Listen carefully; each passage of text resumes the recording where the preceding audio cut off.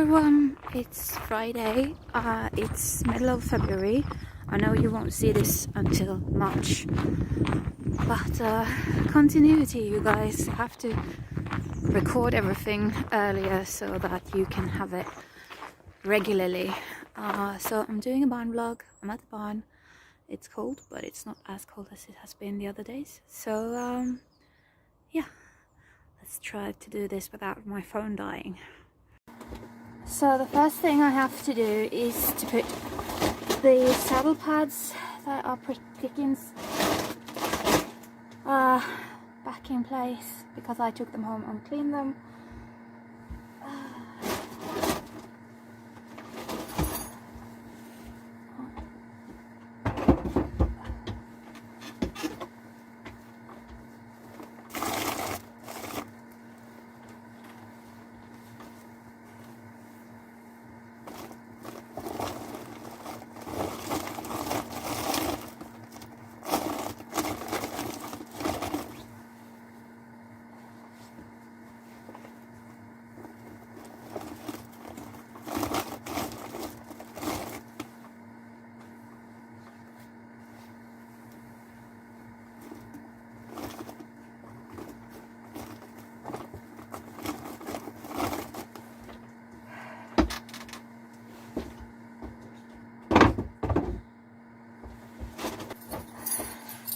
Girth as well, that's going somewhere else, and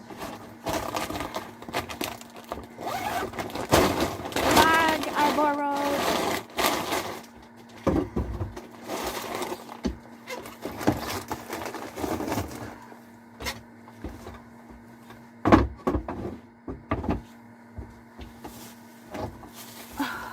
Like so. It's kind of cold in here. I don't understand why it's so cold. Whew. Yeah. I'm gonna muck out first. I have a molar today, so I'm gonna muck out first because then I'll get warm. And yeah, might actually put the saddle, the girth back in its place first, just so I don't forget. I just decided that I was gonna go out and give Pigeon some hot water before I do anything else, because she doesn't drink very well when there's cold water in the winter. So yeah, must make sure she drinks a lot. So I just filled up her bucket. It was a thin layer of ice on it. Hello! She's in this tiny little paddock because she's still not right in her back leg. So yeah, but yeah, hello! She's so cute. She's like, treaties? Nope. My horse today is over there stuffing his face. You can't actually, can you see him? He's dark green, so but yeah. God, it's cold. I need to put my gloves on.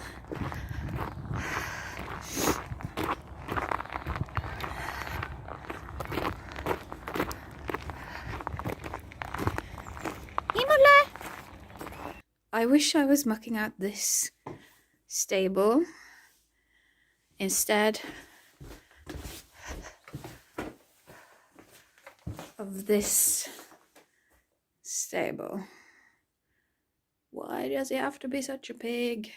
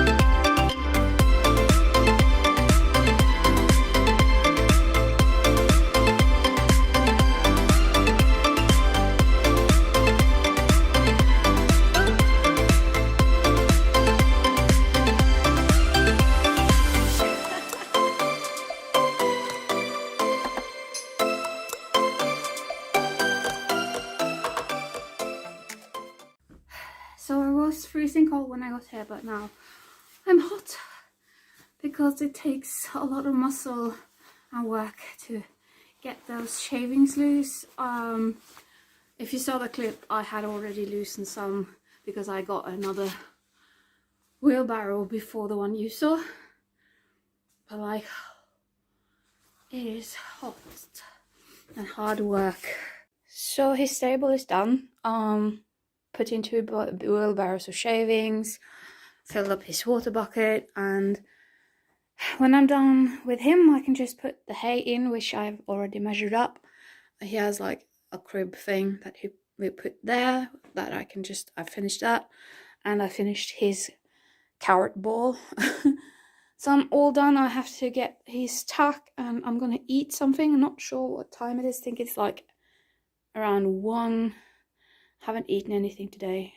It's actually 12:30. So anyways, time to eat something, that's for sure. But like, his carrot ball thingy is ready and everything. Is so nice to be done with everything before you start writing, in case something happens. So I'm gonna eat something, you don't have to watch that, and then get his tuck, and then we're gonna brush and write. And I'm cold again. They said it was gonna be warmer today, slightly, but it feels really cold. Probably -8.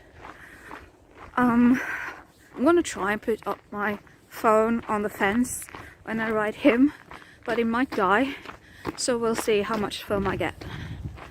Welcome to the voiceover part of this vlog. I just warmed him up in rising trot on some circles. He was a little bit tense at the start today, but he calmed down, thankfully. And I also figured out a way to zoom in some of my clips, so you don't have to see as little dots in the distance. So this is just warming up. Here I've started doing sitting trot, just doing some figure of 8s as well to supple him up before we start working. I also did some smaller circles as well. He was a bit hard in my left hand today. He took hold and wanted me to pull back on him, which I tried not to do, but it's really difficult. So here we're starting to doing some shoulder in. He was pretty good today. I felt like sometimes he feels stiffer because, of course, he's not ridden as much and as well as he was in his previous home, but it worked out pretty well today. The shoulder ins usually are pretty good, and it's a good way to supple him and make him not hold on to the inside rein. So I do quite a lot of them, and you can see I do them inside the track, so he has to balance himself. And then I did some lateral work, so I'm doing some leg yielding here. So from right to left he was very good, but from left to right it was much stiffer. Yeah, so, and he also gets he gets a bit fast sometimes in the leg yielding, or in the, like here I'm doing right to left. This is the best one for him. But like if I do leg yielding, or if I do a traverse, not sure what that's called in English actually. You can see here, this is the from left to right, and it's much stiffer and not as flowing free, and he's not stepping underneath himself as much. So definitely need to work more on that in the future, so that we don't lose the fantastic horse we have, or his owner has, but I get to ride him, so it's like a tiny bit mine as well. Yeah, and then I did some more leg yielding. It was just getting him to supple up, basically. Leg yielding and any lateral work is the best thing to do for suppleness if you can do it properly. Again, some leg yielding here. From the track into the middle, it's often more difficult for them. Then I did some circles and some is this? Yeah, I think I did some transitions. Yeah, from trot to halt, just because he'd been running away in the leg yielding a little bit, and so I wanted to make sure that he would listen to me and take the half halts when I did them before I did some canter.